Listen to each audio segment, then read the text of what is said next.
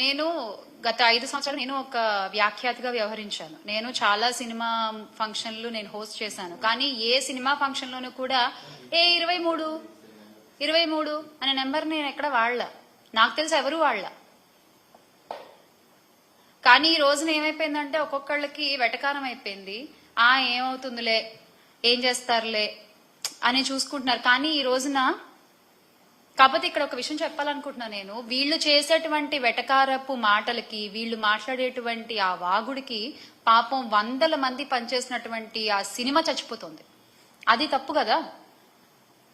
వీళ్ళేదో వీళ్ళ personal egos కి వీళ్ళు మాట్లాడేస్తే స్టేజ్ లెక్కేసి ఎంత మంది ప్రొడక్షన్ బాయ్ దగ్గర నుంచి ప్రొడ్యూసర్ వరకు కొన్ని 100 కుటుంబాలు ఒక సినిమా మీద ఆధారపడి ఉంటాయి, ఒక సినిమా నుంచి వచ్చే డబ్బు మీద ఆధారపడి ఉంటాయి.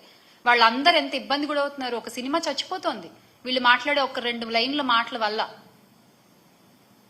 అది ఖచ్చితంగా తప్పే. ఎండ్ ఆఫ్ ద డే సినిమాని సినిమాలాగా చూడాలి, సినిమా బతకాలి, దానివల్ల కొన్ని కుటుంబాలు బతకాలి. ఒక సినిమా ఇండస్ట్రీ నుంచి వచ్చిన అమ్మాయిగా నేను కోరుకునేది అదే. దయచేసి ప్లీజ్ ఎవరు సినిమా వేదికలపై రాజకీయాలు మాట్లాడకండి.